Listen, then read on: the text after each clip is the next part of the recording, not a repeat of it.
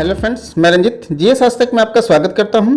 दोस्तों, हाल ही में बीपीएससी ने लोअर डिविजनल क्लर्क अर्थात निम्न वर्गीय लिपिक की वैकेंसी निकाली है। एलडीसी बीपीएससी एलडीसी की वैकेंसी आई है। आज मैं इस वीडियो में उसके जॉब प्रोफाइल के बारे में पूरे विस्तार से बताने वाला हूं कि इनकी पोस्टिंग कहां होती है, इनको कौन कौन से कार्यों को अंजाम देना होता है, इनकी सैलरी क्या है, इनके प्रमोशन की क्या स्कोप है।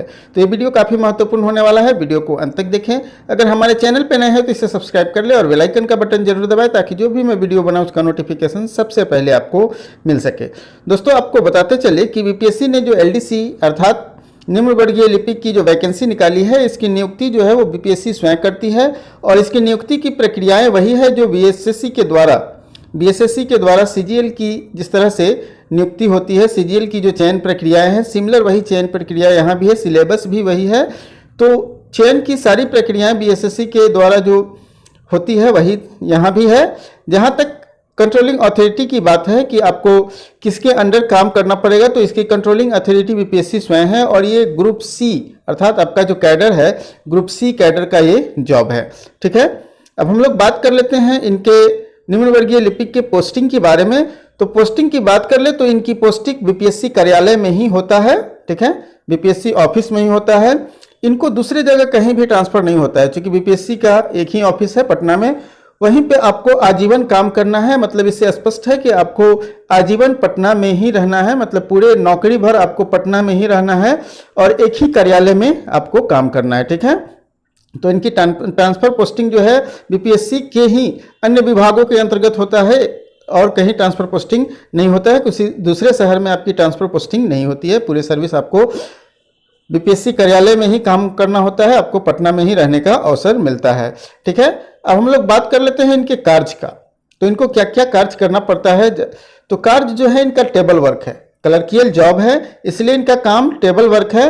ठीक है, आपको जितने भी फाइल आपके पास आएंगे उस पर नोट्स लिखना, नोटिस तैयार करना, लेटर तैयार करना, उसका ड्राफ्टिंग करना, ये सभी काम होगा आपको। नोटिस, लेटर, रिजल्ट, नोटिफिकेशन, इस सब को आपको टाइपिंग करना होगा। ठीक है, क्योंकि आपको टाइपिंग का भी नॉलेज यहाँ मांगा गया है, टाइपिंग टेस्ट, तो आपको ये सब टाइप करना होगा। साथ साथ अब जो टाइपिंग की प्रक्रिया है वो कंप्यूटर के माध्यम से होती है, तो आपको कंप्यूटर पर ही लगभग सारे वर्कों को करना होगा। बहुत सारे आपको ऑफिशियल वर्क जो होगा उसको ऑनलाइन ही अंजाम देना पड़ेगा। ठीक है, समय समय पर जो आपके बड़े अधिकारी जो होते हैं, सीनियर्स जो होते हैं, उनके द्वारा जो कार्य दिया जाएगा उसको आपको करना पड़ेगा, उसको अंजाम देना पड़ेगा। ठीक है, सभी कार्य जो है, सभी जितने भी निम्न वर्गीय लिपिक है वो सेक्शन ऑफिसर्स के अंदर काम करते हैं। ठीक है, सेक्शन ऑफिसर इनके कार्यों का निगरानी करता है और उन्हीं के अधीन जो है आपको उन्हीं के दिशा निर्देशन में काम करना होता है। और बड़े पदाधिकारी जो आपको दिशा निर्देश देते हैं उसके अनुसार आपको लेटर, नोटिस, रिजल्ट, नोटिफिकेशन वगैरह का आपको टाइपिंग करना पड़ता है, उनको पब्लिश करने के लिए रेडी करना पड़ता है। ठीक है, तो ये सारे कार्य आपको करने होते हैं। मतलब ये आपको टेबल वर्क ही है, कंप्लीटली एक टेबल वर्क है। ठीक है, अब हम लोग बात कर लेते हैं सैलरी की।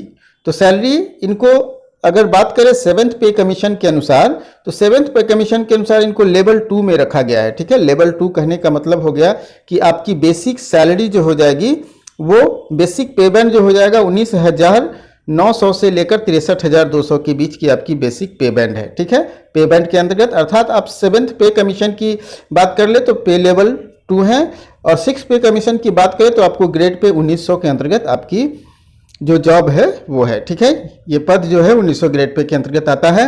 तो इस प्रकार से क्या है कि आपका जो सैलरी बनता है वो बेसिक, ठीक है, basic plus dearness allowance plus house rent, क्योंकि आपको हाउस मिलता नहीं है, इसके बदले आपको रेंट मिल जाता है।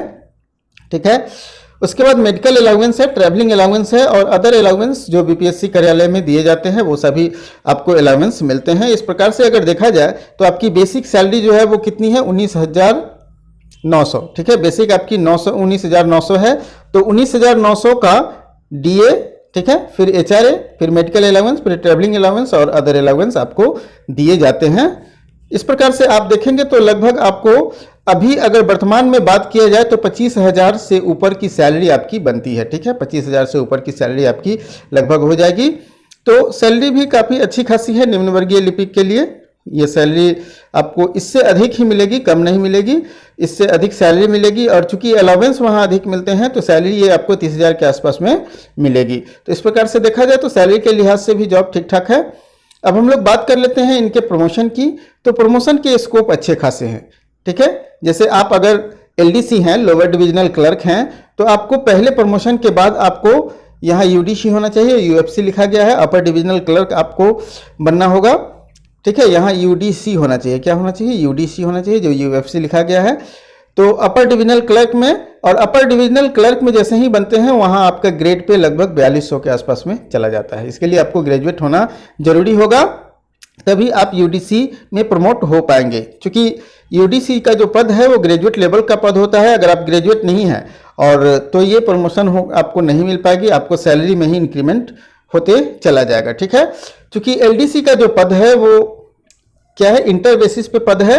अगर आप इंटर बेसिस पे ही यहाँ नियुक्ति ले लेते हैं तो आपको प्रमोशन के चांसेस जो है यूडीसी में प्रमोट होने के चांसेस कम हो जाते हैं, इसलिए कि यूडीसी का जो पद है वो ग्रेजुएट लेवल का पद होता है और एलडीसी का जो पद है वो इंटर लेवल का पद होता है। इसलिए प्रमोशन के लिए आपको ग्रेजुएट होना जरूरी है।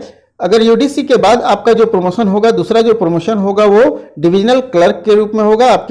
आपके जो अंदर होगा पूरे एक डिवीजन होंगे और उसके अंदर आपको काम करना पड़ेगा, ठीक है। उसके बाद अगर आपका प्रमोशन होता है, ठीक है, अगर इसके बाद आपका प्रमोशन होता है तो आप सेक्शन ऑफिसर बन जाते हैं। दोस्तों जैसा कि आप लोग को मालूम है कि सेक्शन ऑफिसर जो होते हैं वो कई सारे डिवीजन के हेड होते हैं और एक डिवीजन का जो हेड होता है उसको हम लोग कहते हैं डिविजनल क्लर्क, ठीक है। और डिविजनल क्लर्क के अंदर बहुत सारे यूडीसी अपर डिविजनल क्लर्क काम करते हैं और इनके नीचे होते हैं एलडीसी। तो इस प्रकार से प्रमोशन का भी आपका स्कोप ठीक ठाक है। अगर आप ग्रेजुएट हैं तो आपका प्रमोशन एलडीसी से यूडीसी, यूडीसी से डिविजनल क्लर्क और डिविजनल क्लर्क से आपका सेक्शन ऑफिसर के रूप में आपका प्रमोशन हो जाता है। तो इस प्रकार से प्रमोशन के हिसाब से भी अच्छा खासा पद है। तो दोस्तों हमें पूरी उम्मीद है कि ये वीडियो आपको काफ़ी पसंद आया होगा। वीडियो पसंद आया हो तो लाइक कीजिए और दोस्तों के साथ भी शेयर कीजिए ताकि उन्हें भी इस वीडियो का लाभ मिल सके। फिर मिलते हैं हम लोग अगले वीडियो में एक नए टॉपिक के साथ।